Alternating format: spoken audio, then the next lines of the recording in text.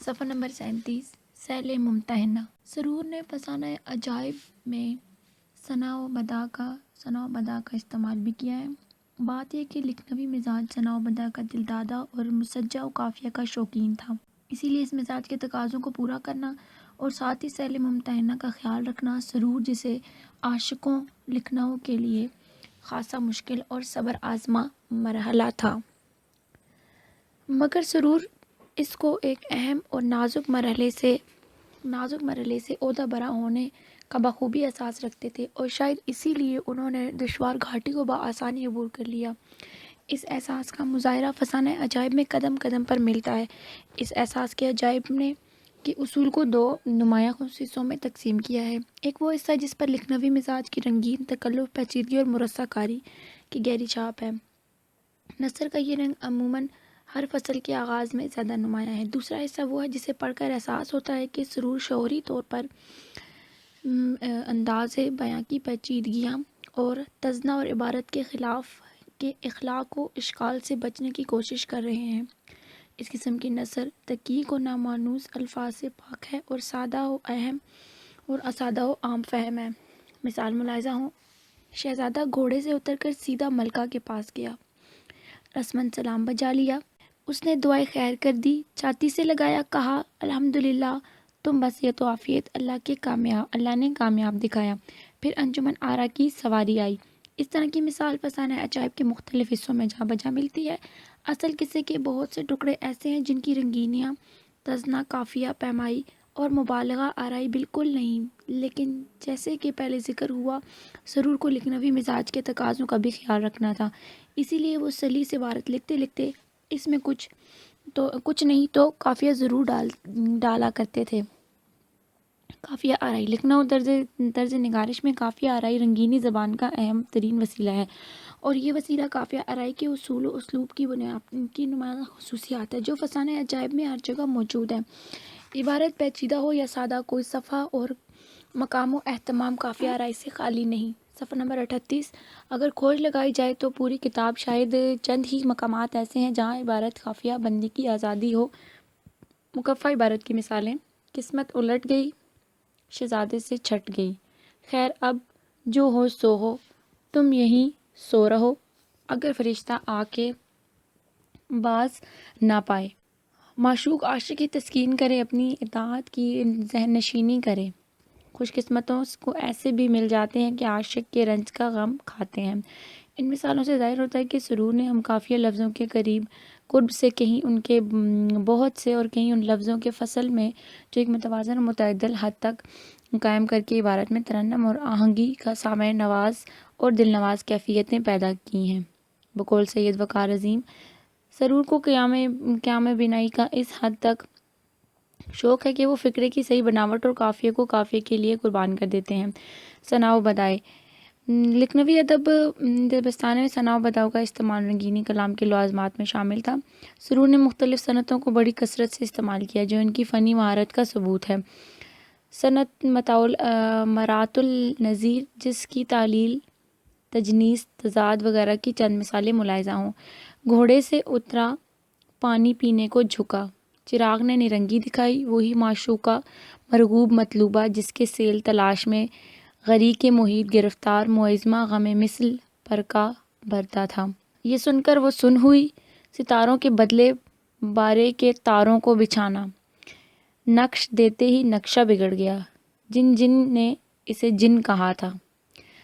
صفحہ نمبر 29 تلمیحات کا استعمال سرور کی تلمیحات کا ذخیرہ بہت وسیع اور متنوع اور دلچسپ ہے۔ انہوں نے مشرق اور لکھنوی تہذیب و تمدنی روایات، معاشرتی ادب و رسوم، قرآنی قصص و مذہبی اعتقاد، تاریخی واقعات اور معاشرے کی توہمات سے نہ صرف تلمیحات کی صنعت میں بلکہ یہ حیثیت مجموعی اپنے اسلوب کی تعمیر کا خاصا کام لیا ہے۔ اسی لیے ان کے بیانات زیادہ مؤثر، واضح طور پر بھرپور ہونے کے ساتھ ساتھ دلنشیں معلوم ہوتے ہیں۔ حضرت یوسف علیہ السلام، حضرت یعقوب علیہ السلام، حضرت سلیمان علیہ السلام اور ہدہد، قوم عاد کا طوفان، بنی اسرائیل، قرآن کا تصور و جنت، اصحاب الفیل، منصور و حلاج، ہندو و مردوں کو جلانا، اطاعت والدین، جوان لڑکی کی جلد نکاح، قیامت کو مغرب سے سورج کا طلوع، برادران یوسف وغیرہ اس طرح کے بے شمار باتیں تلمیحات اور ضرب المثال امثال کا فسانہ عجائب میں قدم قدم پر ملتی ہیں۔ ضرب الامثال کا استعمال۔ فسانہ عجائب میں اقوام و ضرب الامثال کا ایک وسیع ذخیرہ موجود ہے، جن میں ہندی، فارسی اور عربی زبانوں میں ضرب المثال شامل ہیں۔ اردو دودھ کا جلا چھاچھ کو پھونک پھونک کر پیتا ہے۔ فارسی دروغ مصلحت آمیز، باہ از راستی فتنہ انگیز یکشد۔ دوشر دیر عید درست عید، مرگ انبو چشنے دارو۔ عربی الحق مرو فالحکیم لا یخلو عن الحکمت، الخیر فیما وقع کل امر مہون بوقار تھا۔ ہندی پگ آتے پت رہے اور پگ پاچھے پت جائے۔ سرور نے مختلف مواقع پر قرآنی آیات اور احادیث نبی کا برمحل استعمال بھی کیا۔ اظہار کے وسیلے اور بیان کے لوازمات۔ سرور کے علم و فضل، عربی اور فارسی مہارات، قرآن سے واقفیت، مشرقی تہذیبی روایات اور قدرت بیان کا ثبوت باہم پہنچاتے ہیں۔ صفحہ نمبر 40۔ اشاروں کا استعمال۔ شاعری میں سرور مرزا نوازش کے شاگرد تھے۔ سرور نے لکھنوی مزاج کی تسکین کی خاطر کثیر تعداد میں اشعار کھپائے اور بوقت ضرورت اور بلا ضرورت بھی حسب معمول اور بے معمول بھی ہر طرح کے اشعار استعمال کیے۔ ان کی اشعار گوئی کا ایک پہلو یہ ہے کہ مرقع نگاری، نقشہ کشی اور واقعہ نویسی کے مواقع پر اشعار بہت کم استعمال اور جذبات نگاری کے موقع پر زیادہ ہوتا تھا۔ شعروں کے کثرت استعمال کے اس مظاہرے کے نتیجے میں سرور کی شعر گوئی کئی عیوب ہو گئی۔ ایک تو یہ کہ شعروں کا استعمال اکثر اوقات بے محل ہے، جہاں شعر قطعی ضرورت نہیں، سرور لازماً وہاں بھی شعر لگاتے ہیں۔ شعر گوئی کے سامیانہ مظاہرے سے قصے کی تسلسل اور روانی میں رکاوٹ پیدا ہوتی ہے۔ مثلاً جان عالم اور انجمن آرا کی شادی کے بعد مہجور کشتہ فراق ہستہ اور مخزن جگر برداشتہ دل خون ملکہ مہر النساء کی فرقت کے بیان میں اردو فارسی کے مصرعے، اشعار اور پوری غزلوں کی صورت شعر بازی کا یہ سلسلہ کچھ 4.5 صفحات پر پھیلا ہوا تھا۔ ہر صفحے پر اوسطاً نثر کی طرف 4 سطریں ہیں اور باقی سب شعر۔ شعروں کے کثرت استعمال کا دوسرا عیب یہ ہے کہ سرور کا ذخیرہ اشعار کچھ ایسے معیاری نہیں بلکہ بلند پایہ شعراء کا ذخیرہ شعر بھی استعمال میں لائے ہیں، مگر ان کی تعداد بہت قلیل ہے۔ تیسرا عیب یہ ہے کہ بعض اوقات شعر کے استعمال سے مضحکہ خیز صورت پیدا ہوتی ہے۔ مثلاً جان عالم ایک موقع پر تالاب میں محبوبہ کی تصویر دیکھ کر پانی میں کود پڑا۔ اس موقع پر سرور نے اس کے منہ پر شعر رکھ دیا: کودا کوئی یوں گھر میں تیرے دھم سے نہ ہوگا، جو کام ہوا ہم سے وہ رستم سے نہ ہوگا۔ شعر گوئی سے سرور کی غیر معمولی رغبت داستان کی پہلی سطر ہی ظاہر ہے، جو کہ ایک ایسے شعر سے شروع ہوتی ہے جہاں غالب بھی اس کی تعریف کیے بغیر نہیں رہ سکے کہ فسانہ عجائب کا ذکر کرتے ہوئے لکھتے ہیں: آغاز داستان کا شعر اب مجھ کو بھی مزہ دیتا ہے، یادگار زمانہ میں ہم لوگ، سن رکھو تم فسانہ ہے ہم لوگ۔ صفحہ نمبر 41۔ مبالغہ آرائی۔ وسیلہ بیان کی حیثیت سے مبالغے کی اہمیت مسلم ہے۔ اکثر اوقات مبالغہ عبارت کو حسین لطیف بنانے کے سوا اس کے آثار کو آتشہ کر دیتا ہے۔ بعض اوقات مبالغہ تاثر میں اضافہ کرنے کے بجائے مضحکہ خیز کی صورت پیدا کر دیتا ہے۔ سرور کے ہاں دونوں صورتیں ملتی ہیں۔ چند مثالیں دیکھیے جن میں فنکاری اور لطف بیان بھی ہے اور کہیں شگفتگی بھی ہے، مگر تاثیر اکثر مفقود ہے۔ مثلاً 7ویں زمیں کے طبقے تھرائے آسمان کو چکرا ہوا، مردے قبر سے چونک کر باہر نکل آئے، جو لپکا اسے مار لیا۔ سردی سے سب کا جی جلتا تھا، آواز کسی کافی تک کسی کے کم جاتی تھی، منہ سے بات باہر آئی اور جمتی تھی۔ جم جاتی تھی۔ مکالمہ نگاری زبان و بیان کے سلسلے میں فسانہ عجائب کے مکالمے بہت اہمیت رکھتے ہیں۔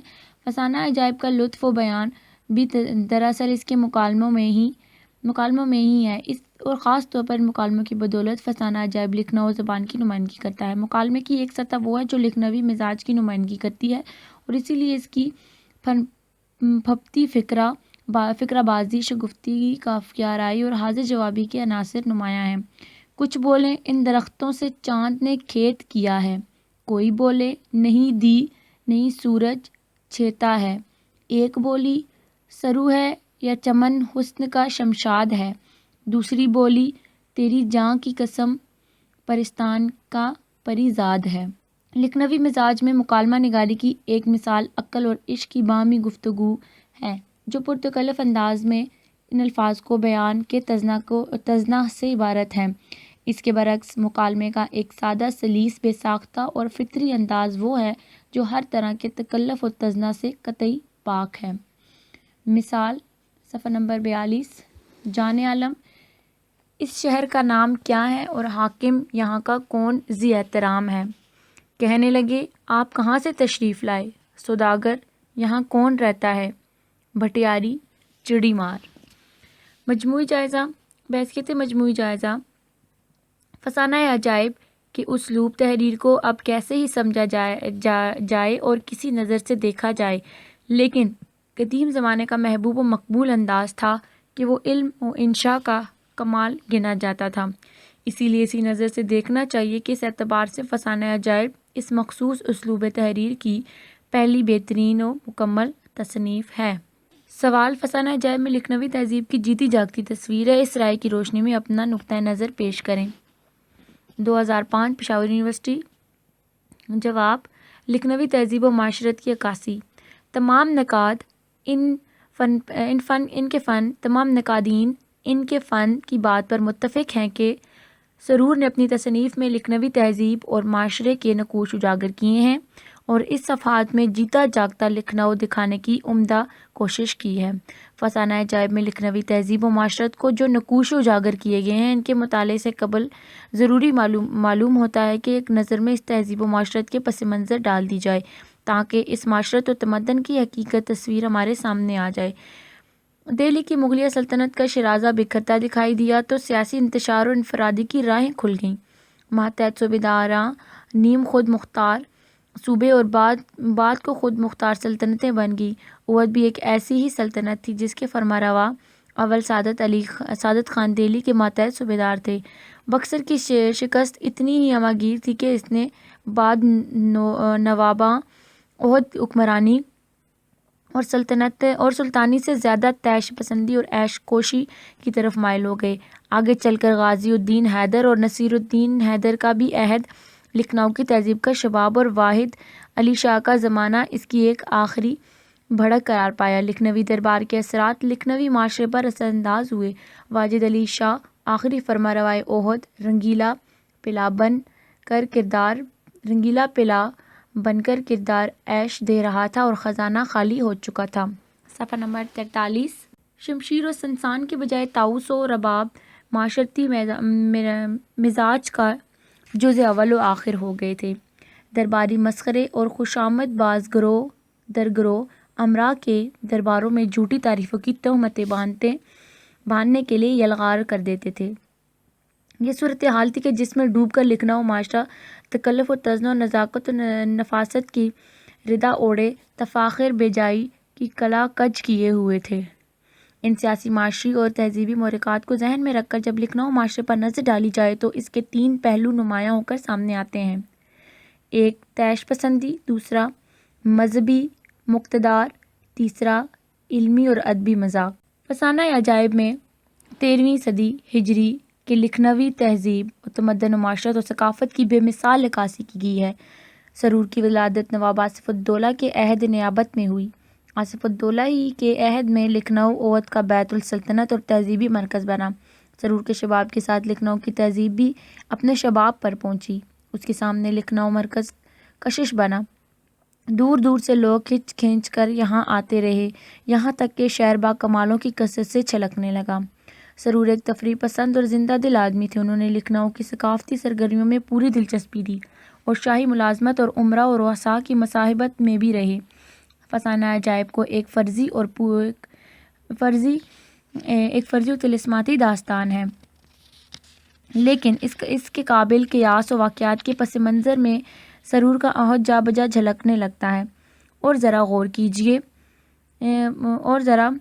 کیجیے کہ ہر گزشتہ صدی کے لکھنؤ کے گوناگوں مناظر آنکھوں کے سامنے آج ہے. بقول سید وقار عظیم، فسانہ عجائب ایک مقامی زندگی کے بے شمار رنگ برنگ مرکوں سے مزین ہے. ہر مرکہ دلکش و دلفریب، تزنہ اور عبارت سے پاک ہے، زندگی کی صداقتوں سے مملوء، مشاہدہ کی گہرائی اور جزیات نگاری کی تاریکی باریکی سے زندگی کی جیتی جاگتی تصویر. لکھنؤ میں غازی الدین حیدر کے زمانے میں سرور کسی قتل میں ملوث ہو گئے اور اسی زمن میں انہیں لکھنؤ میں جلاوطن ہونا پڑا اور کانپور چلے گئے. کیا میں کانپور کا زمانہ سرور کی زندگی کا کوئی خوشگوار دور نہیں تھا؟ لکھنؤ اور اس کی رنگین محفلوں پر رونق جلسوں، دو صحباب اور شہر گلزار کے دلچسپ باغ و بہار گلی کوچوں سے جدائی، ان پر سب شاخ گزری. صفحہ نمبر 44. چنانچہ لکھنؤ کی یاد میں انہوں نے فسانہ عجائب لکھا. اس کتاب میں انہوں نے 1825 میں مکمل کر لیا. اس کتاب کے دیباچے میں انہوں نے انہیں کوچہ ہائے لکھنؤ اور خوبصورتی پیش کی ہے. اس دیباچے میں اس زمانے کے لکھنؤ کی سوسائٹی، وہاں کے طرز معاشرت، امراء و ورثاء، وزاداریوں، ان کے پرتکلف جلسوں، شہر کے رسوم و رواج کے کھیل تماشوں، دلچسپ منظر، مختلف پیشوں، اہل کمال کے حالات بازوں کی چہل پہل وغیرہ کی دلکش تصویر پیش کی ہیں. سرور کو لکھنؤ سے اتنا ہی عشق تھا جتنا کہ ذوق اور غالب کو دہلی سے. سرور نے لکھنؤ اور اہل لکھنؤ کے احوال ایک سیاح کی طرح قلم بند نہیں کیے، بلکہ ایک عاشق کی طرح جیسے وہ اپنے محبوب کا سراپا لکھتا ہے. ذیل میں ہم فسانہ عجائب میں لکھنوی تہذیب کی عکاسی کی گئی ہے، جس پر بحث کرتے ہیں. فسانہ عجائب میں لکھنؤ کی سب سے خوبصورت تصویر سرور کا بیان لکھنؤ ہے، جس میں انہوں نے زندہ لکھنؤ کے مختلف پہلوؤں کو جامعیت و اختصار کے ساتھ پیش کیا. اس بیان میں لکھنؤ کا بعض محلوں اور مقالات، مثلا اکبری دروازہ، جلوہ خانہ، پکے کا پل، امام باڑہ، مسجد اصفہٰ، ابو تراب خان، سید حسین خان کا دروازہ وغیرہ، بعض اکابر و اشخاص اور اہل کمال و حرفہ، مثلا میر حسن رضوی، مرزا محمد رضا خان، شیخ ناصر، خواجہ آتش، میر علی مرثیہ خواہ، حافظ ابراہیم خوشنودیس وغیرہ. اس طرح بخشو اور سالاری، طبلہ نواز، میاں ہیراتی حجام، عبداللہ عطر فروش شیخ کو، مٹھائی فروش میاں خیر اللہ کبابی، مرزا ناظم علی کے علاوہ بعض ایسی اشیاء کا تذکرہ ہے جو 13ویں صدی کی لکھنؤ تاریخ و تمدن اور تہذیب و ثقافت کا واضح عکس پیش کرتی ہیں. مثلاً نہاری، شیرمال، افیون، بھٹا، تمباکو وغیرہ، خوانچہ فروشوں کی صدائیں، عیش و باغ کا میلہ، فرنگی موہلی کا میلہ، عام باغات اور عمارات، جوئے بازی، مشاعرے، لکھنؤ کی طوائفیں اور برسات کی بہاریں وغیرہ. غرض بیان لکھنؤ جیتے جاگتے لکھنؤ کی زندہ اور تابندہ تصویر ہے. حقیقت نگاری کے امتیاز سے یہ تصویریں فسانہ عجائب کا سب سے زیادہ نمائندہ اور کامیاب ترین مرکہ ہیں. لکھنؤ کی اصل تصویر کے علاوہ فسانہ عجائب کے دوسرے مقامات پر لکھنؤ کی اس تہذیب و ثقافت کی جھلکیاں دکھائی دیتی ہیں. اصل داستان کے اشخاص و مقامات دور دراز علاقوں اور ماضی بعید کے ادوار سے متعلق ہے، لیکن ان کی تفصیل اور تذکرے میں 13ویں صدی کا لکھنؤ انگڑائیاں لیتا ہوا محسوس ہوتا ہے. صفحہ نمبر 45. سرزمین وطن، قسمت آباد، ملک زرنگار، ملکہ میر نگار، شاہ فیروز، بخت، شہزادہ جان عالم اور انجمن آرا وغیرہ کے نام محض داستانی تقاضوں کے تحت استعمال کیے گئے ہیں، ورنہ داستان کی ساری فضا اور ماحول، شہروں کے نقشے، عمارتوں کی خوبیاں اور باغات کے حسن میں اضافہ شہر لکھنؤ نظر آ رہا ہے. جان عالم اور انجمن آرا کی شادی کی تفصیل 5-6 صفحوں میں بیان کی گئی ہے، جس میں شادی کی تیاری، بارات کی دھوم دھام، رسوم و رواج، جشن کی جزیات، سامان کی تفصیل اور کچھ بینہ وہی ہیں جو لکھنؤ کی مخصوص ثقافت اور تمدن سے متعلق ہیں۔ بقول ڈاکٹر سید نیر مسعود رضوی، اس سے ہم کو عہد شاہی لکھنوی کی شادیوں کے اہتمام کے علاوہ شادی بیاہ کے عام رسومات اور رواج کے متعلق میں بھی بیش قیمت معلومات حاصل ہوئی ہیں۔ 13ویں صدی کا لکھنؤ باغات کا شہر تھا۔ سرور نے سب سے پہلے ساحر کے باغ کا ذکر کیا ہے، مگر یہ بہت مختصر۔ البتہ اس باغ کی یہ خوبی ہے کہ جس میوے پر رغبت ہو اس کا درخت جانور کے سامنے رقص کرے، پھل بے ہاتھ لگائے منہ کے پاس آئے، جتنا اسے کھاؤ، ثابت پاؤ جب طبیعت پر ہو اسے درخت میں دیکھ لے۔ جواب ہے اس اور براہ راست جنت کے اسلامی تصور سے ماخوذ ہے۔ ملکہ میر نگار کے باغ کا بیان نسباً مفصل ہے، تقریباً 1.5 صفحے۔ اس کے بیان میں سرور نے زبان و بیان کے لکھنوی وسیلوں خصوصاً مبالغہ آرائی اور رعایت لفظی سے کام لیتے ہوئے باغ کا ایک رنگین اور دلکش نقشہ کھینچا ہے۔ اس نقشے میں سرور کے بعض بیانات مثلاً بعض پھولدار پودوں کے نام اور باغبانوں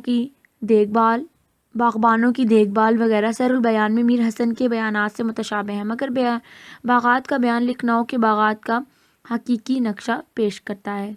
ہماری داستانوں میں ایک مشترک خصوصیت یہ ہے کہ ان میں کوئی نہ کوئی اخلاقی مقصد ضرور پنہاں ہوتا ہے۔ بعض اوقات اس اخلاقی مقصد کا براہ راست اظہار کیا جاتا ہے اور بعض دفعہ اس اظہار کیے بغیر اس طرح پیش کیا جاتا ہے کہ اس میں قدم قدم پر اخلاقی پند و موزت کی باتیں ہوتی ہیں، جس میں سے زندگی کی اخلاص گرفت اور واضح ہو جاتی ہے۔ ہماری داستانوں میں اخلاقی مقاصد کا تعلق براہ راست مذہب اور مذہبی اقتدار سے ہوتا ہے۔ عزیز طلبہ، یہ آڈیو ریکارڈنگ آپ کے لیے ہیومینیٹیرین ڈیولپمنٹ آرگنائزیشن ایبٹ آباد کے ذریعے اہتمام کی گئی۔ ہیومینیٹیرین ڈیولپمنٹ آرگنائزیشن ایبٹ آباد 2011 سے اپنی مدد آپ کے تحت صحت، تعلیم اور معاشی خود مختاری کے شعبوں میں بہتری کے لیے کوشاں ہے۔ ادارہ نے نہ صرف خیبر پختونخوا بلکہ ملک بھر کے نابینا طلباء کی تعلیمی مشکلات اور رکاوٹوں کو دور کرنے کے لیے FA تا ماسٹرز لیول کی نصابی کتب اور کورسز، جن میں علامہ اقبال اوپن یونیورسٹی کے کورسز بھی شامل ہیں، کو آڈیو ریکارڈنگ میں منتقل کرنے کا اہتمام کیا ہے، تاکہ نابینا طلباء اعلیٰ تعلیم تک رسائی حاصل کر کے ملک و قوم کی ترقی اور خوشحالی میں اپنا بھرپور کردار ادا کر سکیں۔ یہ تمام آڈیو ریکارڈنگز نابینا طلباء کو بالکل مفت فراہم کی جا رہی ہیں۔ نابینا طلباء کے علاوہ دیگر طلباء بھی اس تعلیمی سہولت سے استفادہ کر سکتے ہیں۔ ہیومینیٹیرین ڈیولپمنٹ آرگنائزیشن ایبٹ آباد، ای میل HDOATD@gmail.com، ویب سائٹ HDORG.net، رابطہ نمبر 0345-9541-838، یعنی 0345 95 41 838۔ صفحہ نمبر 46، جن کا واحد بنیاد مذہب اور اس کی اخلاقی تدریس ہے۔ فسانہ عجائب میں بہت سے مواقع پر لکھنؤ کی تہذیب کا پہلو ہمارے سامنے آتا ہے، خصوصاً جب مختلف کردار ہر مشکل مرحلے اور مصیبت کے موقع پر اللہ سے مخاطب ہو کر مدد طلب کرتے ہیں تو جگہ جگہ دنیا کی بے ثباتی کا ذکر ہوتا ہے۔ بنی اسرائیل کی کہانی میں پردے کی ضرورت اور عورت کی عفت پاک دامنی کی اہمیت کو واضح کیا گیا ہے۔ داستان کے بعض کرداروں پر پابند صلات دکھایا گیا ہے، خصوصاً شاہ عالم بالمعمول صبح کی نماز پڑھ کر اپنی مہم کا آغاز کرتا ہے۔ دیگر اقتباس لکھنوی تہذیب میں مذہبی روایت کی اہمیت کو ظاہر کرتے ہیں۔ پیسہ روپیہ ہاتھ کا میل ہے، خدا اور رسول کا حکم بھی یہی ہے کہ ان کو بٹھا نہ رکھو، شادی کرو۔ مذہب اور روایت پرستی کے ان مثبت پہلوؤں کے علاوہ فسانہ عجائب میں بعض ایسے پہلو ملتے ہیں جو لکھنوی تہذیب کی عکاسی تو ضرور کرتے ہیں اور مذہب کی حقیقی تصور کے بجائے نام نہاد مذہبی تصورات کے ترجمان ہیں۔ قرآن و حدیث سے ناواقفیت، مذہب کی حقیقی بنیاد سے بے خبری اور صدیوں انحطاط اور عیش و پرستی اور عیش کوشی کے ماحول میں اہل لکھنؤ کے ہاں بعض ایسے تصورات پائے گئے ہیں جنہیں غلطی سے مذہب کا نام دیا گیا ہے، حالانکہ ان کا تعلق تو ہم پرستی اور نام نہاد دینداری تھا۔ مثلا خلق خدا ماتم حسین سے روتی ہے، کوئی کہتی تھی ہمارا لشکر اس بلا سے جو نکلے گا مشکل کشا کا کھڑا دو نہ دوں گی، کوئی بولی میں سہمائی کے روزے رکھوں گی۔ یہ تفصیل لکھنؤ کے تصورات مذہب کی بالکل صحیح ہے اور ٹھیک ٹھاک عکاسی کرتی ہے، البتہ اسے مذہب کی اصل سے کوئی علاقہ نہیں۔ مذہب کے اس غلط اور کھوکھلے تصور میں مزید بگاڑ پیدا ہوا تو اس نے توہمات کی شکل اختیار کر لی۔ فسانہ عجائب میں لکھنوی توہمات کا ذکر ان الفاظ میں ملتا ہے: خدا خیر کرے آج بہت شگون بد ہوئے ہیں، صبح سے داہنی آنکھ پھڑکتی تھی۔ جان عالم کی ولادت کے موقع پر نجومی پنڈتوں اور جفردانوں نے پیشگوئیاں بھی کی تو ہم پرستی کا نتیجہ ہے۔ فسانہ عجائب میں مختلف کرداروں کی گفتگو لکھنوی تہذیب و ثقافت کا اہم پہلو ہے۔ یہ گفتگو لکھنؤ کے کوچہ بازار میں چلتے پھرتے مختلف سطحوں اور مختلف طبقوں سے متعلق عوام و خواص کی گفتگو ہے۔ یہ سب کردار اسی مخصوص انداز میں باتیں کرتے ہیں جو لکھنوی انداز سے ہے اور جس میں شوخی و ظرافت، قافیہ، رعایت لفظی، فقرہ بازی، شعریت اور حاضر جوابی کے عناصر نمایاں ہیں۔ صفحہ نمبر 47۔ سرور کے کرداروں میں بعض خصوصیات اور عادات و اطوار سے بھی لکھنویت ظاہر ہوتی ہے۔ مثلاً شہزادہ جان عالم اور جادوگرنی کے پاس اس کا ڈرنا، تمام مہمات میں اس کا بے بس ہو جانا اور حسرت بھری نگاہوں سے کسی غیبی امداد کی طرف دیکھنا، مہر نگار سے مغلوب ہو جانا، جا بجا ضد کر کے مصائب کا شکار ہو جانا، یہ تمام افعال و خصائل آخری دور کے عیش پسند نوابان اودھ کے مشترک خصائل ہیں۔ مجموعی جائزہ: مجموعی طور پر اگر دیکھا جائے تو فسانہ عجائب کا ماحول، فضا، عمارت اور باغات کا نقشہ، کرداروں کے مذہبی عقائد، توہم پرستی، رسوم و رواج، کرداروں کی گفتگو اور مختلف طبقات کی زندگی، لکھنوی تہذیب و تمدن اور معاشرت اور ثقافتی حقیقت اور وضع شکل پیش کرتی ہے۔ بقول رفیع الدین ہاشمی، مصنف نے لفظاً و معناً ایک خاص معاشرے، ایک خاص تہذیب اور بعض حیثیتوں سے اہم تہذیب کی روح کو مقید کر کے اسے محفوظ کر لیا ہے۔ سوال: فسانہ عجائب کے اکثر کردار تو سیرت کشی کا عمدہ نمونہ ہیں، لیکن بعض کرداروں کی سیرت کشی میں رجب علی بیگ سرور کا نام دکھائی دیتا ہے، ایسا کیوں ہے؟ 2003 پشاور یونیورسٹی۔ سوال: لکھنوی تہذیب کے ظاہری و باطنی تضادات کو مدنظر رکھتے ہوئے فسانہ عجائب کے کرداروں کا تنقیدی جائزہ لیں۔ 2011 صفحہ نمبر پشاور یونیورسٹی۔ جواب: فسانہ عجائب نسبتاً اور مقابلتاً ایک مختصر داستان ہے، اسی لیے سرور کے کرداروں میں بھی وہ بزرگی اور شہنشاہی نہیں جو طلسم ہوش ربا کے کرداروں میں نظر آتی ہے۔ سرور کو موقع نہیں ملتا کہ وہ مردوں کی شجاعت بہادری اور مردوں کی شجاعت بہادری اور عورتوں کے حسن و غمزے کی تفصیلات پیش کریں، اسی لیے ان کرداروں میں عام داستانوں کی سی مثالیت بھی بہت کم ہے۔ یہ عام انسانوں کے جذبات و احساسات رکھتے ہیں، ان کا طرز عمل فرضی سے زیادہ عملی ہے۔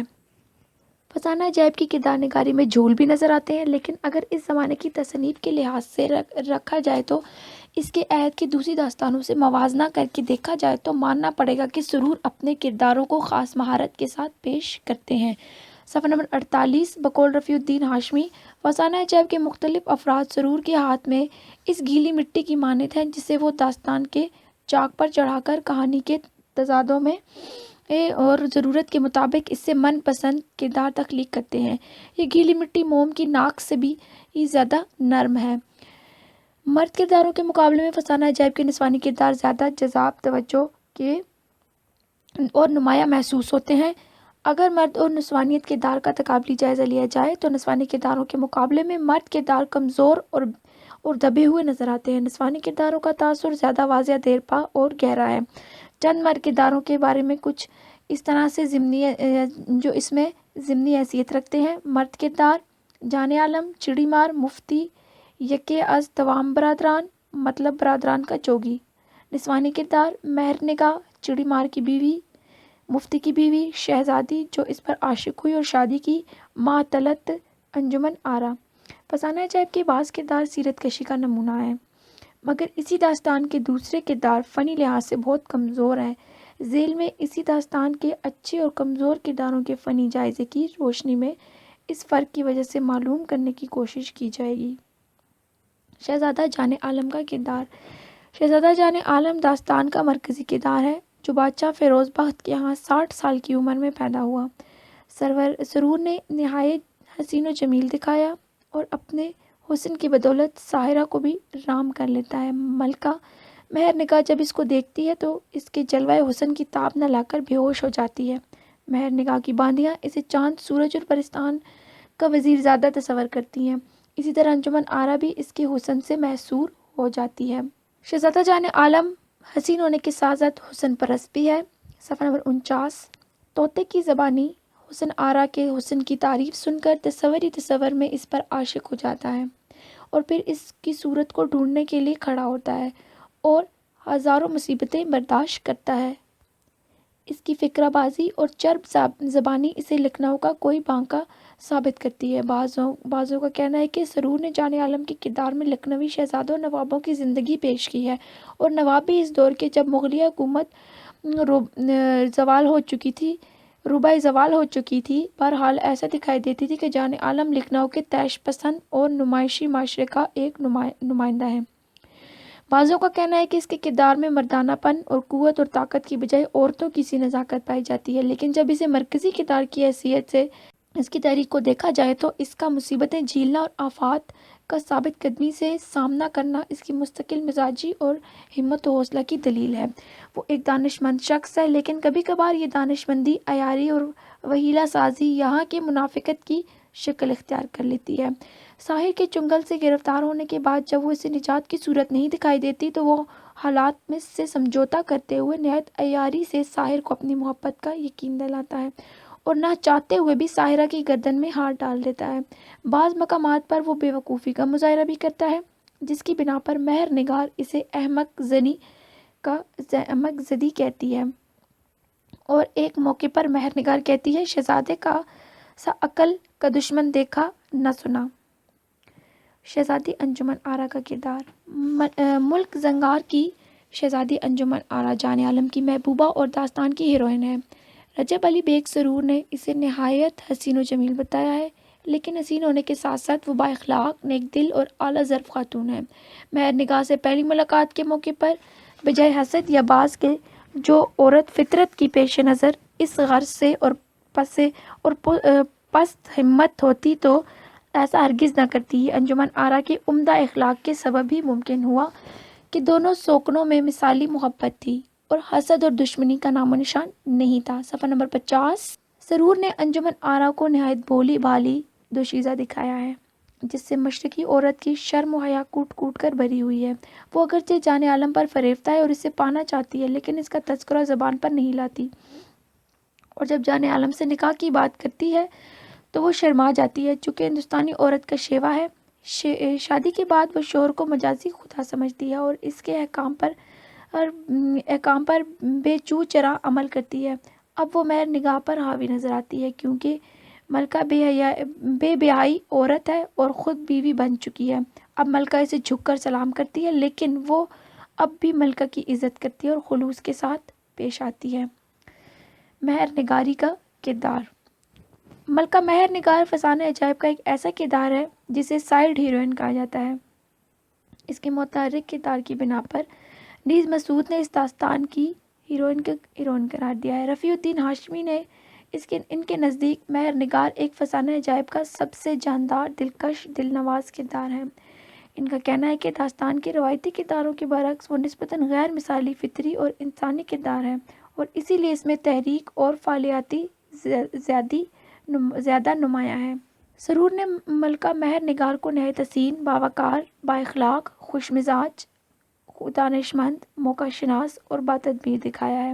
وہ ایک تاریک الدنیا بادشاہ کی بیٹی ہے۔ جان عالم سے اس سے پہلی ملاقات اس وقت ہوتی ہے جب وہ جنگل میں سہیلیوں کے ہمراہ شکار کھیلنے میں مصروف ہو جاتی ہے۔ جان عالم مہر نگار کو دیکھتے ہی دل دے بیٹھتا ہے۔ وہ پہلے ہی اس سے تمنا اختیار کر چکی ہوتی ہے اور شہزادے کو اپنی باتوں سے مرغوب کر لیتی ہے، لیکن آخر میں شہزادے کی طرف مائل ہو جاتی ہے اور اس کی رہنمائی کرتی ہے۔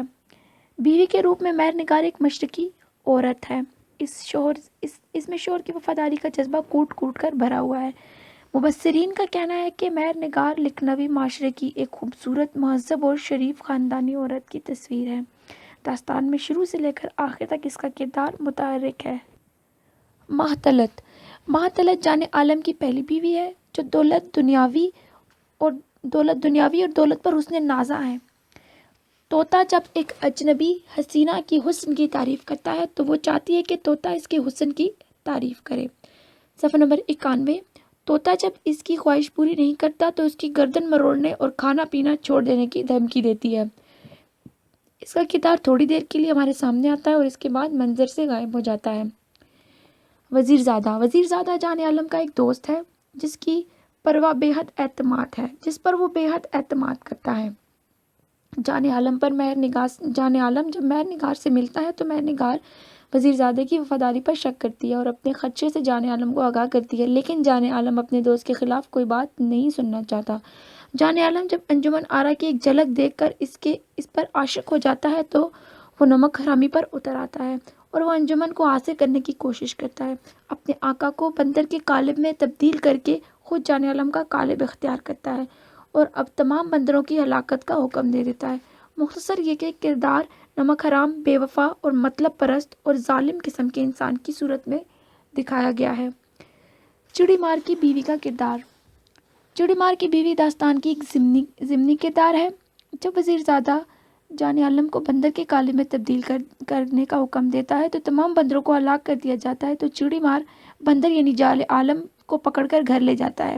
جب وہ اسے مارنے کا ارادہ کرتا ہے تو اس کی بیوی سے منع کرتی ہے اور بندر کی نگہداشت کا بیڑا اٹھا لیتی ہے۔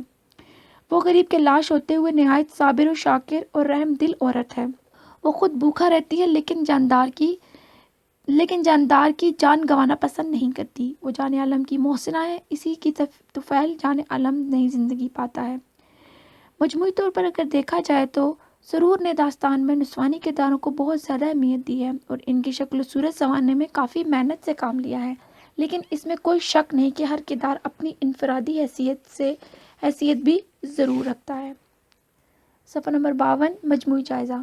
داستانوں میں بات سے بات نکلنے اور قصہ در قصہ بیان کرنے کی تکنیک پر عمل ہوتا ہے۔ ظاہر ہے کہ یہ تکنیک کرداروں کی ایک بلا جواز فوج، ظفر فوج کی بھی متقاضی ہوتی ہے۔ کرداروں کی یہ کثرت لامحالہ حقیقی اور ضمنی کرداروں میں تقسیم ہو جاتی ہے اور اسی طرح داستان نویس اور توجہ یکساں طور پر ہر کردار پر نہیں رہتی۔ جان عالم، انجمن آرا اور مہر نگار فسانہ عجائب کے بنیادی کردار ہیں اور ان پر مصنف نے خاص توجہ صرف کی ہے۔ ضمنی کردار اور چڑی مار کے بیوی کے علاوہ سبھی کردار غیر معیاری ہیں۔ جب ہم ان کے فن کو زبانی تناظر میں رکھ کر دیکھتے ہیں تو ان کے عہد کی دوسری داستانوں کا موازنہ کر کے دیکھا جائے تو سرور کا فن خاص اور دقیق معلوم ہونے لگتا ہے۔ فسانہ عجائب کے کرداروں میں معیار کی عدم یکسانیت اور فرق کا اصل سب سے ضروری داستان ہے۔ صفحہ نمبر 53۔ حصہ اول داستان فسانہ آزاد، پنڈت رتن ناتھ سرشار۔ تعارفی نوٹ: فسانہ آزاد خلاصہ: فسانہ آزاد پر تنقیدی بحث، شوخی و ظرافت، لکھنوی تہذیب کی عکاسی، حقیقت نگاری، اسلوب نگاری، مکالمہ نگاری، عامیانہ عبارت، مرقع نگاری، ناول اور داستان کے درمیان ایک کڑی، فسانہ آزاد کی ادبی حیثیت، کردار نگاری اور مجموعی جائزہ۔ صفحہ نمبر 54۔ فسانہ آزاد، پنڈت رتن ناتھ سرشار۔ تعارفی یونٹ: ولادت 1846 لکھنؤ، نام رتن ناتھ، تخلص سرشار، خاندان کشمیری، وفات شراب نوشی کی وجہ سے 1903 حیدرآباد۔ تصنیف: سیر کوہسار، جامع سرشار، کامنی، خدائی فوجدار، فسانہ آزاد، رنگ سیار، کڑم دھڑم، ہشو، الف لیلا، بچھڑی دلہن، پی کہاں۔ اوت کے ایڈیٹر یعنی ہائی کورٹ میں بطور متراجم تھے، ملازمت۔ صفحہ نمبر 55۔ فسانہ آزاد، پنڈت رتن ناتھ کی سب سے مشہور تصنیف فسانہ آزاد ہے۔ یہ ضخیم کتاب 4 جلدوں پر مشتمل ہے۔ ان کی تصنیف کی ابتدا 1878 میں ہوئی۔ اس وقت سرشار اوت اخبار کے ایڈیٹر تھے۔ یہ قصہ قسط وار چھپتا رہا اور 1880 میں علادہ کتابی صورت میں شائع ہوا۔ اس ناول کو فنی لحاظ سے مکمل ناول نہیں کہا جا سکتا کیونکہ اس میں ربط و تسلسل نہیں، البتہ اس میں لکھنوی زندگی کی جو تصاویر ہیں وہ سرشار نے آزاد اور اس کے دوست خوبی کا جو نقشہ پیش کیا ہے اس کے دوست خوبی نے ان سب نے مل کر اس معمولی قصے کو نہایت دلچسپ بنایا ہے۔ منظر نگاری، معاشرتی اور تہذیبی حالات کی عکاسی، انسانی نفسیات کا مطالعہ، محاورات کی صفائی، شوخی و ظرافت، ان سب نے مل کر فسانہ آزاد کو اردو ادب میں ایک اہم مقام دے رکھا ہے۔ خلاصہ، اس داستان کا خلاصہ یہ ہے کہ میاں آزاد ایک دولت مند نوجوان حسن آرا پر فریفتہ ہو جاتے ہیں اور اس شرط پر شادی کرنے کی رضامند ہو جاتی ہے کہ وہ ترکی جائیں گی اور لشکر اسلام میں شامل ہو کر روسیوں کے خلاف لڑیں۔ اس شرط کو پورا کرنے کے لیے ترکی جاتے ہیں اور سرخرو ہو کر واپس آتے ہیں۔ سوال: فسانہ آزاد پر تنقیدی بحث، مکالمہ، پلاٹ، کردار نگاری، اسلوب وغیرہ بیان کریں۔ جواب: رتن ناتھ سرشار کی ادبی زندگی اور ناول نویسی کی ابتدا اودھ اخبار سے منسلک ہونے سے شروع ہوئی۔ اسی اخبار میں آپ کی زندہ جاوید تصانیف فسانہ آزاد کی ایک ساتھ شائع ہوئی ہیں۔ ان کا سلسلہ شروع ہوا۔ اس کی اشاعت نے دنیائے اردو میں ایک ہلچل مچا دی۔ لوگوں کو فسانہ آزاد کے ایک ساتھ پڑھنے کا اتنا اشتیاق ہوا کہ دوسرے پرچے کے لیے بےتاب رہتے۔ سرشار نے اس تصنیف کی ابتدا 1878 میں کیا تھا اور 1880 میں ایک علیحدہ کتاب صورت میں شائع ہوئی۔ پنڈت بشر نارائن فسانہ آزاد کی ادبی حیثیت کے بارے میں لکھتے ہیں: قصہ کا پلاٹ تو بہت سادہ، حد درجہ بے مزہ ہے، لیکن 2500 گنجان صفحے پڑھتے چلے جائیں ذرا ابد مزہ نہیں ہوں گے، بلکہ ہر سطر پر اشتیاق بڑھتا جائے گا، محض اس وجہ سے کہ عبارت آرائی غضب کی ہے۔ طرز ادا نہایت بے تکلف، آسان اور واضح، پر اس کے ساتھ ساتھ جا بجا پر لطف ظرافت کے بھڑکتے ہوئے فقرے، مزیدار شوخیاں، ترکی با ترکی جواب، حماقت آمیز مزے کا باتیں جن کو پڑھ کر ہنستے ہنستے پیٹ میں بل پڑ جائیں گے۔ صفحہ نمبر 56۔ منظر نگاری، معاشرتی اور تہذیبی حالات کی عکاسی، انسانی نفسیات کا مطالعہ، محاورات کی صفائی، شوخی و ظرافت کی کردار نگاری، طرز تحریر، مکالمہ نگاری وغیرہ، ان سب نے مل کر فسانہ آزاد کو اردو ادب میں ایک اہم مقام دے رکھا ہے۔ ذیل میں ہم ان پر جامع بحث کرتے ہیں۔ شوخی و ظرافت: پنڈت رتن ناتھ سرشار کا مزاج دھیما ہے، لیکن ان میں شگفتگی کا عنصر فراواں ہے۔ ان کا مزاح واقعات سے بھی پیدا ہوتا ہے اور مکالمات اور الفاظ سے بھی۔ وہ تحریر میں روانی کا بھرپور خیال رکھتے ہیں اور شگفتگی کا دامن بدستور تھامے رکھتے ہیں۔ ان کا فن بحیثیت مجموعی موسیقی لفاظی کا فن ہے۔ فسانہ آزاد ہماری مٹتی ہوئی تہذیب اور جاگیردارانہ نظام پر ایک بھرپور طنز ہے۔ نوابوں کی عیاشی، ہوس پرستی اور خوجی کی جی حضوری اس کی زندہ و پائیدہ مثال ہے، لیکن سرشار طنز کرتے وقت اپنے نتائج اخذ نہیں کرتے، بلکہ ان حالات پر ایک کونے میں کھڑے ہو کر مسکراتے ہوئے نظر آتے ہیں۔ اس مسکراہٹ پر قارئین اکثر ایک تیکھی سی ہنسی ہنسنے پر مجبور ہو جاتے ہیں۔ مثلاً اتنے میں ایک چوبیدار بھرینا سر پریشان اور مضطرب لپکتا ہوا آیا: خداوند بڑا غضب ہو گیا، کیا کہوں اے خیر لو تو۔ چوبیدار ہاتھ جوڑ کر: جان بخشی ہو تو عرض کروں، بیڑ سب اڑ گئے، بٹیر سب اڑ گئے۔ نواب ہاتھ ملتے ہوئے: ارے سب اڑ گئے۔ مصائب خداوند سمجھانا بجھانا کیسا، وہ بھی کوئی آدمی ہے کہ سمجھ جائے، جانور لاکھ پڑے پھر بھی جانور ہے۔ نواب: کوئی ہے؟ رفقا: حاضر پیر و مرشد خداوند جی حضور۔ نواب: ان پر جوتے پڑیں، لو صاحب آپ تو اس وقت گھبرائے ہوئے ہیں، یہ بات کاٹتا ہے، صنف شکن کو تم ایسے گدو زیادہ بدتمیز ہے۔ اس اقتباس سے سرشار کی ظرافت کا اندازہ کیا جا سکتا ہے۔ اس کی ظرافت میں طنز کے میٹھے میٹھے اور دھیمے دھیمے نشتر بھی چبھے ہیں۔ سرشار کی ظرافت میں طنز کم ہے اور مزاح زیادہ، مگر اس مزاح میں غالب کے مزاح کی سی کیفیت اور نزاکت موجود نہیں، یعنی اس میں وہ کیفیت نہیں پائی جاتی جو آنسو اور تبسم کے انضمام سے جنم لیتی ہے۔ صفحہ نمبر 57۔ اس کے برعکس یہ مزاح بلند بانگ اور تیز ہے۔ سرشار کی تحریروں میں طنز نسبتاً کم ہے، لیکن جب وہ لکھنؤ کی زوال پذیر معاشرے کی تصاویر پیش کرتے ہیں تو ان کی طنز فوراً محسوس ہونے لگتی ہے، مگر اس طنز میں نشتریت کی کمی ہے اور وہ اصلاح کا فریفتہ کوئی سرانجام نہیں دے رہی۔ سرشار کے مزاح پیدا کرنے کے لیے کردار و واقعہ اور عملی مذاق ان سب سے کام لیا گیا، لیکن بحیثیت مجموعی اس کی ظرافت فقرہ بازی اور بزلہ سنجی سے عبارت ہے، ظرافت کی رگ رگ میں کوٹ کر بھری ہوئی ہے۔ سرشار کے طنز و مزاح اختیار کرنے کی وجہ سے ڈاکٹر احسن فاروقی نے یوں بیان کیا: سرشار فطرتاً ہنسوڑ واقعہ ہوتے ہیں، ایک عاشق مزاج کا دل بھی انہیں پیدائش کے ساتھ ساتھ ملا تھا۔ اس کے ساتھ ہی وہ علمیت سے لبریز ہیں اور جدید تفکر کے علمبردار ہیں۔ ان کی سیرت یہ باتیں بخوبی اجاگر ہیں کہ ایک خصوصیت ان کے فن کی تجرباتی دنیا کو قیمتی بنا دیا ہے۔ ان میں ایسی چیزوں سے اثر قبول کرنے کی صلاحیت بھی تھی جو خود مضحکہ تھیں اور قابل تنقید تھیں۔ سرشار کی ظرافت ایک تنگ دل اور دماغ کی ظرافت ہے۔ وہ ہنسنے کے لیے زندہ رہتا ہے۔ اس کی ظرافت کسی خاص مقصد کے لیے نہیں، وہ سب پر ہنستے ہیں اور اپنے آپ پر بھی۔ قدرت نے انہیں شاعرانہ طنز و فکر سے نوازا ہے اور معاشرت کی تصویر بنانا جانتے ہیں۔ لکھنوی تہذیب کی عکاسی۔ لکھنوی تہذیب دراصل مزاجہ ایک اراضی تہذیب تھی، جس میں جسم کی تسکین کا معاملہ ایک فلسفہ حیات کی صورت اختیار کیا گیا تھا۔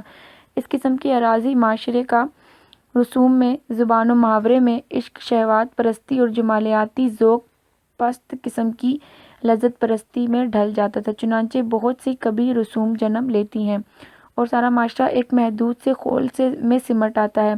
یہی کچھ لکھنؤ میں ہوا، جب لکھنؤ والوں نے سیاسی اور سماجی انقلابات کی طرف سے آنکھیں میچ کر خود ایک چھوٹی سی جنت میں قید کر لیا۔ سرشار کے زمانے میں اس کی جنت کی آب و تاب بھی ابھی باقی تھی۔ بانکے پہلوان، پتنگ بازی، افیونی، چاندڑ و باز، نواب اور رئیس، بٹیر باز، مشاعرہ باز، بیگمات اور ان کے ملازمین، طوائفیں، ساکنے، ڈومنیاں اور بھٹیارن، یہ سب اس تہذیب ہی کی۔ صفحہ نمبر 59۔ سرشار کا اسلوب نگارش۔ سرشار زبان پر عالمانہ قدرت رکھتے ہیں۔ ان کا اسلوب نگارش منفرد ہے۔ ہمارے بیشتر ناقدین نے سرشار کے اسلوب بیان پر اظہار خیال کرتے ہوئے ان کو رجب علی بیگ سرور کی اگر تقلید نہیں تو زیر اثر ضرور بتایا ہے۔ سادہ اور عام فہم نثر۔ سرشار کی نثر بڑی سادہ اور عام فہم اور دلکش ہے۔ پروفیسر آل احمد سرور تنقیدی اشارے میں لکھتے ہیں کہ ان کا طرز نثر اردو کے ارتقاء کے لحاظ سے نذیر احمد سے زیادہ قدیم ہے۔ یہ فسانہ آزاد کی ترقی یافتہ صورت ہے۔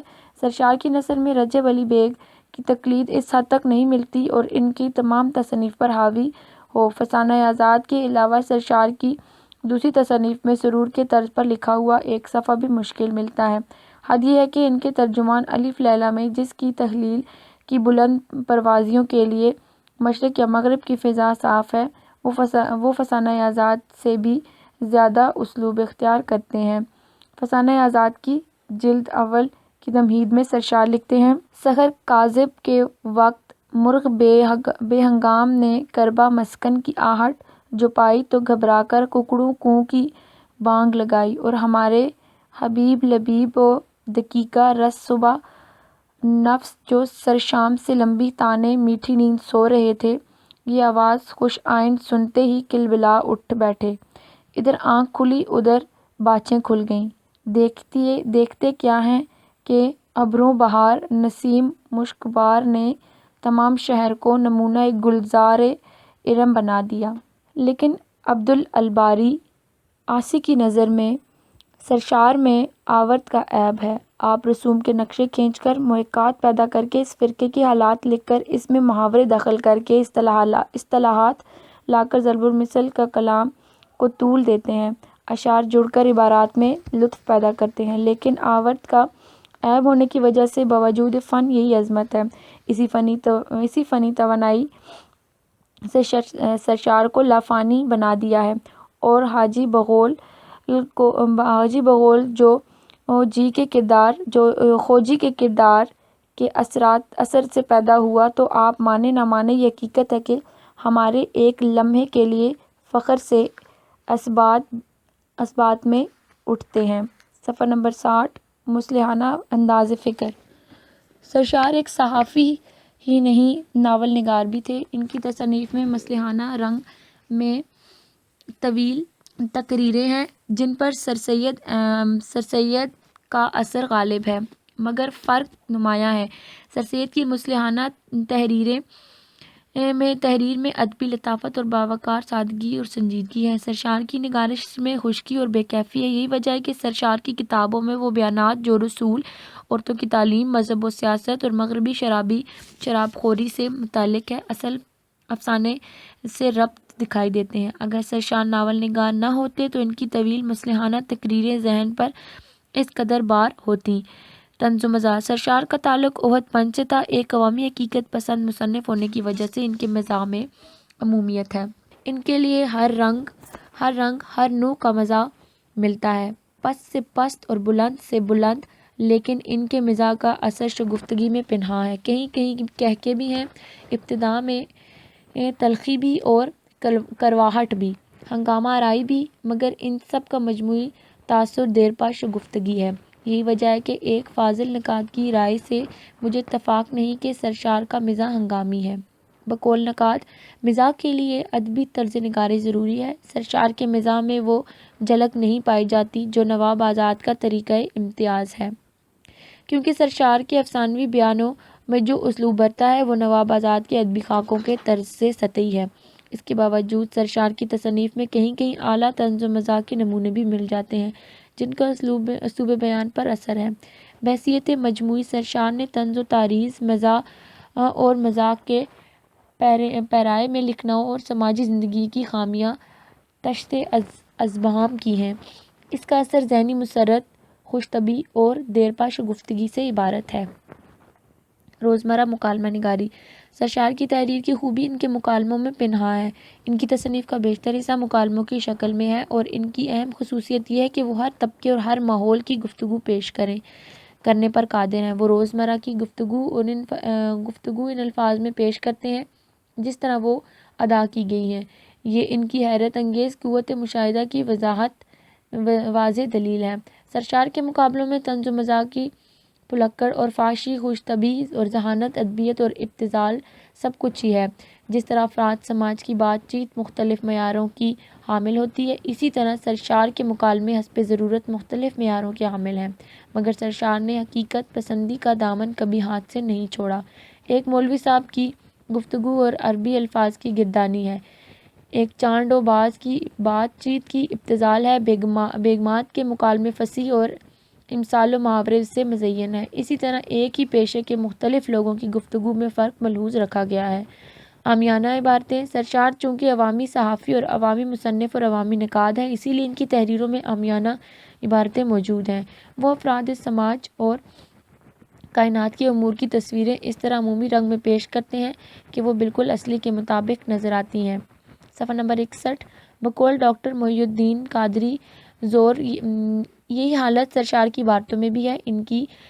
ان کی نظر کائنات کے بعض امور پر ایسی گہری پڑتی ہے، لیکن وہ اس کا بیان اس قدر عامیانہ طور پر کرتے ہیں کہ پڑھنے والے پر ان کی اہمیت کا کوئی اثر نہیں بیٹھتا۔ سرشار کا تعلق جس عہد سے ہے وہ تضاد اور افراتفری کا شکار تھا، اسی لیے ان کی تصویروں میں جہاں حسن پیدا ہوتا ہے وہاں تصویر کو اصل مطابق طرز نگارش کی لطافت اور گہرائی پیدا نہیں ہو سکتی۔ مزین برآن عمومیت سرشار کی تحریر کی عمدہ خصوصیت ہے۔ اگر سرشار نے اپنے ناولوں میں پلاٹ پر محنت کی ہوتی تو شاعرہ کے بجائے پگڈنڈی اختیار کی ہوتی، محل کے بجائے چھوٹا سا مکان تعمیر کیا ہوتا تو یہی طرز تحریر زنگار معلوم ہوتی۔ سرشار کی اسلوب بیان جس چیز کی عمومی اور عامیانہ پن کی تعبیر کیا گیا ہے، اس کا سبب اس کی طویل نگاری، اور اس میں شک نہیں ہے کہ طویل نگاری سے انہوں نے ٹھوکریں بھی کھائی۔ بعض مقامات پر ان کی تحریر متبذل، فحش اور لچڑ ہیں، جو تاج محل میں سنگ آسود کا پیوند ہے۔ انہوں نے عورت کی تصویریں نہیں کھینچی بلکہ اپنے سفلی اور شہوات انگیز جذبات کے تقاضے بھی پورے کیے ہیں۔ گویا کیفیت عام نہیں، مگر ان کی اصلیت نگار شخصیت کا یہ ناگوار پہلو ہے۔ صفحہ نمبر 62۔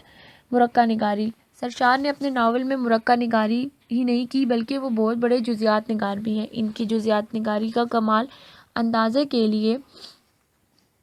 لگانے کے لیے فسانہ آزاد کا ایک منظر کا درج ذیل اقتباس ملاحظہ ہوا ہے، جس میں جھاڑ پھونک اور جن اتارنے کے لیے ایک واقعہ کا تذکرہ۔ یہ اقتباس پڑھنے کے بعد ایسا محسوس ہوتا ہے کہ سرشار نے زندگی بھر جھاڑ پھونک کا ہی کام کیا ہے۔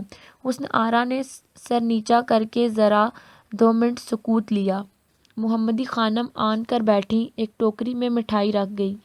5 میل کوری رکابی میں 21 پان و ساوری تاکید کر دی کہ تنبولی نے کینچی نہ لگائی ہو۔ پانوں پر چنبیلی کے پھول رکھ گئے اور پھولوں پر 2 سکیں عطر کی۔ محمدی خانم نے چھوٹی مٹی سے زمین کو لیپا تھا، اس پر لوبان جلایا۔ ایک طرف عطر عروس کی شیشی اور دوسری طرف حنا کے تیل کی کپی صفائی کے ساتھ پنی سے منڈی ہوئی گوٹے سے منہ اور پھنداں سرخاں سرخ لٹکا ہوا تھا۔ ایک سمت کلاؤں کی لچھی 2 کوری کلیاں، اس پر 2 سکورے رکھے ہوئے تھے۔ فسانہ آزاد ناول اور داستان کے درمیان کی ایک کڑی۔ فسانہ آزاد کو نہ مکمل طور پر داستان کے زمرے میں شامل کر سکتے ہیں اور نہ ہم اسے ناول کہہ سکتے ہیں، بلکہ اسے ناول اور داستان کے درمیان کی ایک کڑی کہہ سکتے ہیں۔ داستان اس کو ہم اس لیے نہیں کہہ سکتے کیونکہ داستان کی ہر کردار کو غیبی امداد حاصل ہوتی ہے اور ہیرو کا مطلب بھی کچھ معکوف الفطرت قسم کا ہوتا ہے، جو ہر مشکل پر بڑی خوبی اور صفائی سے فتح یاب ہوتا ہے۔ اس کے برعکس فسانہ آزاد میں نہ تو کوئی کردار معکوف الفطرت اور ہے اور نہ ہی اسے غیبی امداد حاصل ہے، اور اس کے تمام کردار گوشت پوست کے بنے ہوئے عام انسان ہیں۔ ان میں خامیاں بھی ہیں اور خوبیاں بھی ہیں۔ وہ تمام حرکات عقل و فہم اور ادراک کا سہارا لے کر آتے ہیں۔ یہ نہیں کہ الادین کا چراغ رگڑا اور جن حاضر ہو گیا اور اس سے وہ کچھ کروایا جو انسانی طاقت سے بعید ہو۔ داستان میں اسی قسم کی معکوف الفطرت واقعات پائے جاتے ہیں، جبکہ فسانہ آزاد میں اس طرح کے واقعات نہیں ملتے۔ لہٰذا فسانہ آزاد کو داستان کہنا سراسر ظلم ہے، لیکن فسانہ آزاد کو ناول بھی نہیں کہہ سکتے کیونکہ ناول کے لیے ضروری ہے کہ اس واقعات کا تسلسل ہو۔ اگر کہیں کسی واقعے کا سرا ٹوٹ جائے تو دوسرے باب سے اسے جوڑ دیا جاتا ہے۔ صفحہ نمبر 63۔ فسانہ آزاد میں یہ چیزیں بھی نہیں ملتی کہ اگر کڑی کہیں سے ٹوٹتی ہے تو وہ جڑتی کہیں سے نہیں۔ یہی اس کی سب سے بڑی خوبی اور خامی ہے جو اسے ناول نہیں بننے دیتی۔ اس کے علاوہ ناول کے لیے ضروری ہے کہ ہر باب کا تعین کیا جائے اور ابواب کی تقسیم بھی مناسب ہو۔ فسانہ آزاد میں ہمیں ابواب بالکل نہیں ملتے بلکہ داستان کی طرح ابواب کی تقسیم ملتی ہے، اور کہیں تو مصنف نے 2 واقعات کو ایک ہی بیان میں غلط ملت کر دیا ہے۔ ناول میں ایسا نہیں ہوتا، لہٰذا یہ صورتحال ہمیں فسانہ آزاد کے لیے ایک الگ صنف کا تعین کرنے پر مجبور کر دیتی ہے۔ اس اعتبار سے فسانہ آزاد کو ناول اور داستان کے درمیان کی ایک کڑی کہنا چاہیے۔ فسانہ آزاد اپنے قصے کی وجہ سے نہیں بلکہ کردار نگاری کی وجہ سے اردو ناول نگاری میں خاص مقام رکھتا ہے۔ اظہار خیال کیجیے۔ 2006 پشاور یونیورسٹی۔ جواب: سرشار پہلے ناول نگار ہیں جنہوں نے اردو ناول نگاری میں کردار نگاری کی خاص اہمیت کو سمجھا اور بہت خوبی سے برتا۔ اس کے کردار دلچسپ اور زندگی سے بھرپور ہیں۔ انہوں نے ناول میں شعوری طور پر کردار نگاری کا آغاز کیا ہے اور اس کردار کی تخلیق اور تعمیر میں شعوری کوشش کی ہے۔ فسانہ آزاد میں انسانوں کا ایک جنگل آباد ہے جس میں ہر فن اور ہر طبقے کے لوگ ملتے ہیں۔ افیمی، چانڈو باز، گھنجڑے، برف پوش، برف فروش، چوڑی ولی بھٹیارن بھی ہیں، نواب، بیگمات اور شہزادگان بھی ہیں۔ ان کو بیوقوف بنا کر لوٹنے والے بھی ہیں، مگر ان کرداروں میں ہر کردار اپنی ایک انفرادیت اور خصوصیت رکھتا ہے۔ ان کا اپنا امتیازی رنگ اور روپ ہے۔ ان کے نسوانی کرداروں میں امیر گھرانوں کی خواتین، پست طبقے کے باہر نکل کر کام کرنے والی عورتیں، پیشہ ور کسیاں ہیں، اور ان کی مدد سے خصوصیت کے ساتھ جنسی تعلقات پر روشنی ڈالی جاتی ہے۔ ڈاکٹر محی الدین زور نے سرشار کو اردو کا ڈنکٹس کہا ہے، اسی لیے ان کے بیشتر افراد معمولی طبقوں سے تعلق رکھتے ہیں، اور مجنون گورکھ پوری نے بھی اس کی تائید کی ہے۔ سرشار نے اعلیٰ، اوسط اور ادنیٰ تینوں طبقوں کے افراد پیش کیے ہیں۔ ذیل میں ہم ان کی اہم کرداروں پر روشنی ڈالتے ہیں۔ صفحہ نمبر 64 آزاد کا کردار۔ فسانہ آزاد میں سرشار نے خاص کردار میاں آزاد کا پیش کیا ہے۔ یہ فسانہ آزاد کا ہیرو ہے اور تمام قصہ اس کے گرد گھومتا ہے۔ آزاد ایک آوارہ انسان ہے، جہاں جاتا ہے وہاں اپنے لچھے دار زبان سے لوگوں کو گرویدہ بنا لیتا ہے۔ سرشار کہیں بھی قارئین کو آزاد کے خاندان سے روشناس نہیں کراتے، صرف اتنا ضرور بتاتے ہیں کہ وہ ایک کشمیری مسلم گھرانے کا چشم و چراغ ہے۔ اس کا بشر وہ چہرہ یوں لکھا ہے: بھرے ہوئے گال، لمبا قد، توانا جسم، سیب کی طرح دمکتا ہوا چہرہ، بڑی بڑی مونچھیں، سر پر ترکی ٹوپی، پاؤں میں لکھنوی نکےدار جوتی، پاجامہ، شیروانی۔ اگر آزاد کی سیرت کا مطالعہ ایک انسان اور ایک زندہ سماج کے فرد کی حیثیت سے کیا جائے تو اس کی شخصیت میں حیات کی وہ کرنیں نہیں ملتی جن کا حسن امید اور حرکت ہے۔ فسانے میں ایک وہ عاشق، ایک دوست ہے، ایک سپاہی، ایک فارمر، ایک مولوی، ایک پہلوان، ایک شاعر اور نہ جانے کیا کیا، مگر اس کا کوئی کارنامہ افزا نہیں۔ بحیثیت ایک دوست، خوجی کی جانثاری کے سامنے آزاد ماند پڑ گیا۔ آزاد کا کردار تضادات کا مجموعہ ہے۔ وہ پرانی تہذیب سے بغاوت کرتا ہے، لیکن نئی تہذیب کا لباس اس کے جسم پر ڈھیلا ڈالا معلوم ہوتا ہے۔ وہ پرانی قدروں اور اداروں پر طنز کرتا ہے، لیکن نئی قدروں اور اداروں کو جنم دینے کی صلاحیت سے محروم ہے۔ وہ جہاد کرتا ہے، مگر دین کی خاطر نہیں، عشق کی خاطر۔ اس آدمی نے ماضی کو اچھی طرح نہیں پرکھا۔ اس نے اپنی زندگی میں چند نئی سچائیاں تو ضرور شامل کر لی، لیکن وہ نہیں جانتا تھا کہ ان کی دوسری سچائیوں سے کیا علاقہ ہے اور وہ ماضی حال کے مقابلے میں کیوں بے جان ہے۔ یہ پرانی اور نئی تہذیب کا تصادم آزاد کے کردار میں ایک تضاد بن کر ابھرا ہے۔ آزاد کی سیرت میں جو واضح تضاد ہے، اس پر چکبست نے یوں رائے اظہار کی ہے: شروع میں یہ شخص ایک آوارہ مزاج اور یار باش آدمی تھا۔ پنج عیب شرعی اس میں موجود تھے، لیکن یکایک ایسی کایا پلٹ ہوئی کہ تہذیب و شائستگی رگ رگ میں سما گئی۔ اسے وار فتنہ شخص کا بلا وجہ اس قدر مہذب ہونا خلاف قانون قدرت ہے۔ آزاد کا اپنی محبوبہ کے ایمان پر جنگ پر جانے کے لیے آمادگی اس کے بلند کرداری کی دلیل ہے، اور سرشار اگر چاہتے تو اس آزاد کے کردار میں ایک ارتقا دکھا سکتے تھے، مگر وہ ایسا نہیں کر سکتے۔ صفحہ نمبر 65 بلکہ انہوں نے حقیقت کو مبالغہ میں بدل دیا۔ ترکی میں اس کی ہولناکی اس کی اخلاقی کڑواہٹ کے سبب بنی۔ وہ شادی کیے بغیر ثریا بیگم جنسی تعلقات قائم رکھنا چاہتے تھے اور پولینڈ میں وہاں کی شہزادی پر جان دینے لگے۔ ڈاکٹر سید لطیف حسین ادیب نے اپنی کتاب سرشار ناول نگاری میں آزاد کے کردار پر بڑی محتاط رائے دی ہے، مگر اس سے بھی یہ ظاہر ہوتا ہے کہ آزاد اگرچہ فسانہ آزاد کا ہیرو ہے، مگر طبعاً اس میں ہیرو بننے کی ذرا بھی صلاحیت نہیں ہے۔ آزاد کردار عجوبہ روز کا کردار ہے۔ فرشتوں اور شیطان کے تمام اوصاف اس میں یکجا ہو گئے ہیں۔ خوجی کا کردار اردو ادب میں جس قدر مقبولیت خوجی نے حاصل کی ہے، اتنی کسی دوسرے سیرت کو میسر نہیں۔ اس میں شک نہیں کہ منشی سجاد حسین کے آزاد کے حاجی مغلول احمد زئی اور امتیاز علی تاج کے چچا چکھن کا کامیاب مزاحیہ کردار ہیں، جو خوجی کا کردار سب سے انوکھا اور امتیازی ہے، جسے صرف سرشار کا ظریف دماغ ہی پیش کر سکتا ہے۔ خوجی آزاد کا دوست ہے اور اس کی بدولت یہ سارا قصہ دلچسپ ہے۔ اس کے کردار کی سب سے پہلی خصوصیت اس کی شکل ہے۔ جوں ہی وہ قصے میں نمودار ہوتا ہے، لوگ اسے دیکھتے ہیں بے ساختہ ہنستے رہتے ہیں۔ سرشار نے اس کی شکل و صورت اور قد و قامت ان الفاظ میں بیان کی ہے: مجسم شامت، پستہ قد، قدامت، کوتاہ گردن، تنگ پیشانی، شرارت اور خباثت کی نشانی۔ سرشار خوجی کے بارے میں ایک اور جگہ لکھتے ہیں: قد کوئی 8 گز، ہاتھ پاؤں 2 ماشے ہو، ہوا ذرا تیز چلے تو پتہ ہو جائے کنی لگانے کی ضرورت پڑے، بات بات پر طبقے ہو جاتے، بازار میں ایک عجیب الخلقت پر جس کی نظر پڑتی بے اختیار ہنس پڑتا۔ اس کے باوجود خوجی کو مکمل یقین تھا کہ اس سے زیادہ کوئی حسین نہیں ہے اور نہ ہی کوئی عالم، نہ شہزور، نہ خوجی کا غصہ بھی عجیب ہے۔ جب آتا تو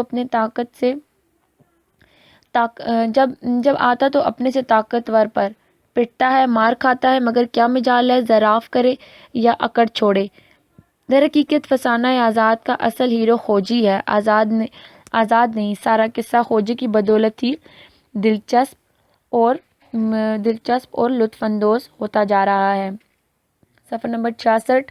یہ صحیح ہے کہ اگر خوجی فسانہ آزاد میں نہ ہوتا تو سرشار کا ایک طویل قصہ کوئی ذی ہوش انسان نہ پڑھتا۔ بقول پروفیسر سید احتشام حسین، خوجی فسانہ آزاد کے ماحول میں پیدا ہو سکتا ہے۔ وہ اپنی ساری خصوصیات کے ساتھ ساتھ سرشاری کے ذہن میں جنم لے سکتا تھا، کیونکہ ادبی اور فنی حیثیت سے اس کے عہد اور ماحول نے سرشار سے بڑا مبصر اور پیدا نہیں کیا۔ فسانہ آزاد سرشار کا ایک اہم کارنامہ ہے اور خوجی اس کا ایک بے نظیر شاہکار ہے۔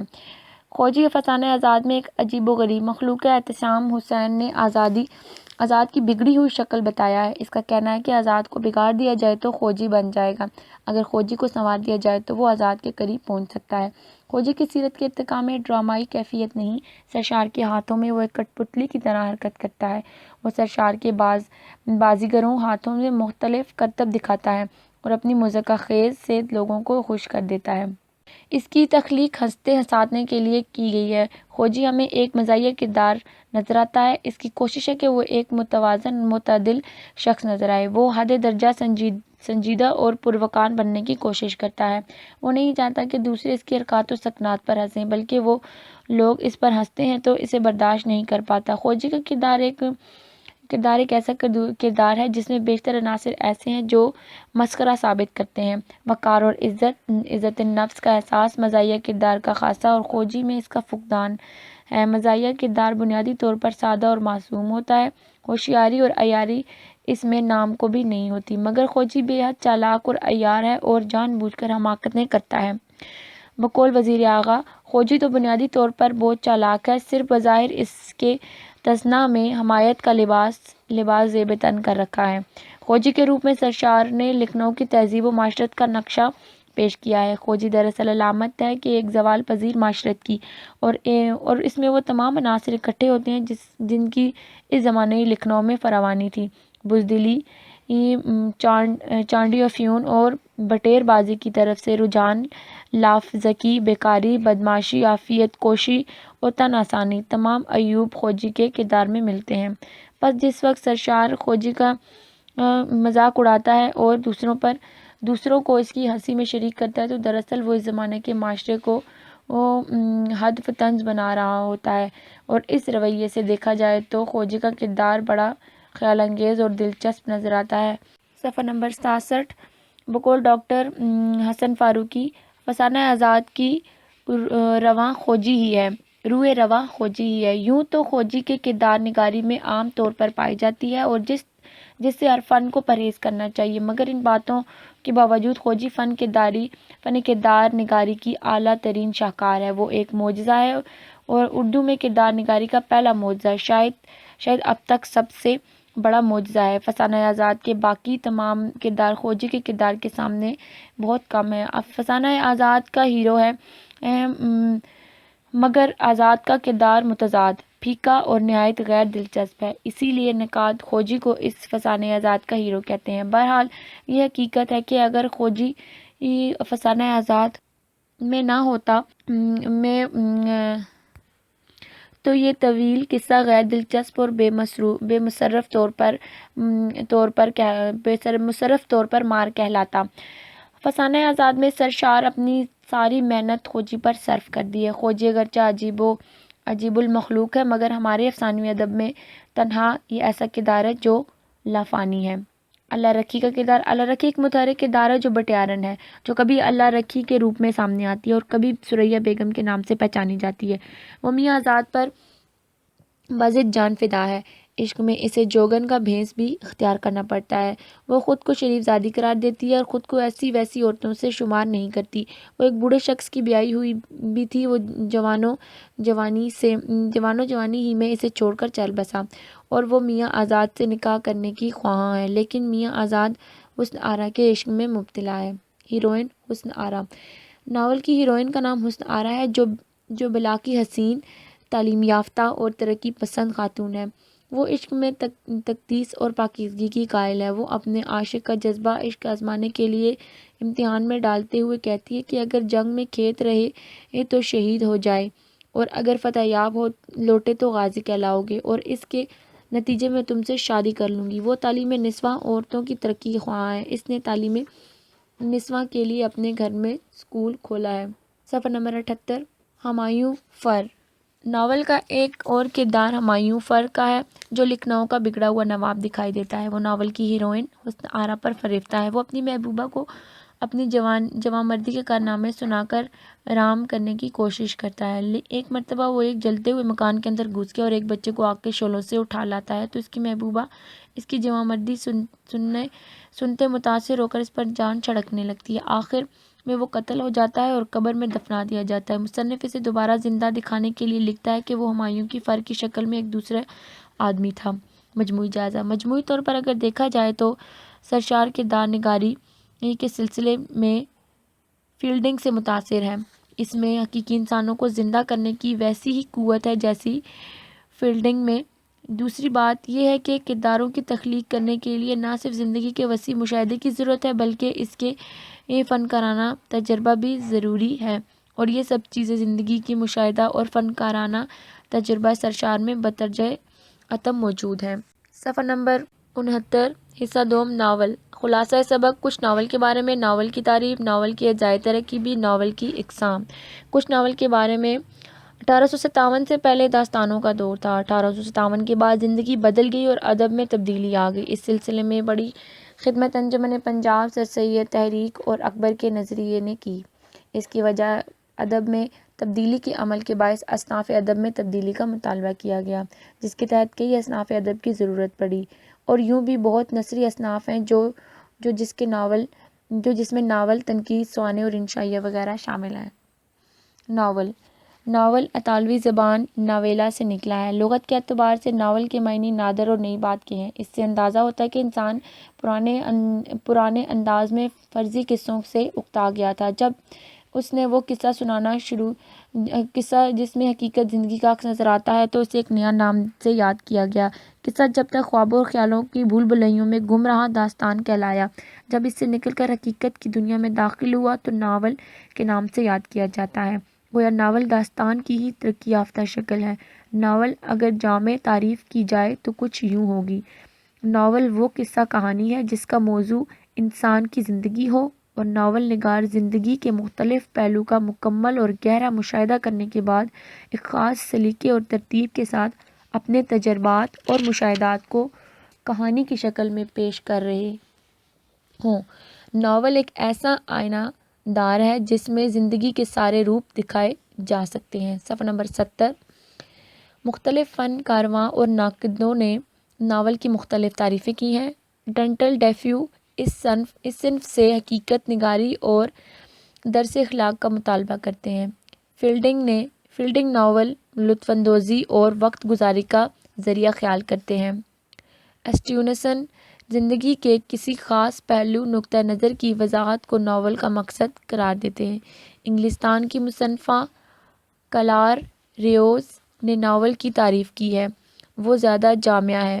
کہتی ہیں کہ ناول اس زمانے کی زندگی اور معاشرت کی سچی تصویر ہے جس زمانے میں وہ لکھا جائے۔ ناول اردو ادب میں انگریزی کے زیر اثر شروع ہوئی۔ ناول کے اجزائے ترکیبی۔ ناول کے اجزائے ترکیبی کیا ہیں اور کون سی چیزیں ہیں جن کا کسی ناول میں پایا جانا ضروری ہے؟ فنی اعتبار سے مندرجہ ذیل عناصر یا لوازم کا ناول پایا جانا ضروری ہے۔ کہانی۔ ناول کے لیے کہانی بنیادی چیز ہے۔ قصے کے بغیر ناول کہلانے کا مستحق نہیں۔ کوئی واقعہ، کوئی حادثہ، کوئی قصہ فنکار کو قلم اٹھانے پر مجبور کر دیتا ہے۔ کہانی کی منطقی ترتیب اور اس کی تدریجی ارتقاء پر ناول کی کامیابی کا انحصار ہوتا ہے۔ پلاٹ انگریزی لفظ ہے۔ ایک ناول میں زندگی میں پیش آنے والے بہت سے واقعات ہوتے ہیں۔ ان واقعات کو ناول نگار جس ترتیب سے بیان کرتا ہے اسے پلاٹ کہتے ہیں۔ پلاٹ سے مراد کہانی میں مختلف واقعات جن کا آپس میں منطقی ربط ہوتا ہے اور جس سے کہانی کے تانے بانے بنے جاتے ہیں۔ ان واقعات میں ایسا منطقی تسلسل ہونا چاہیے کہ ایک دوسرا واقعہ بالکل فطری معلوم ہو جائے۔ واقعہ ایک دوسرے سے پوری طرح پیوست ہوں، پلاٹ مربوط گھٹا ہوا کہلائے گا۔ ایسا نہ ہو کہ پلاٹ ڈھیلا ڈھالا کہا جائے جو ایک خامی ہے۔ ناول میں ایک قصہ ہو پلاٹ اقرایا سادہ کہلائے گا۔ ایک سے زیادہ ہو تو پلاٹ مرکب کہلائے گا۔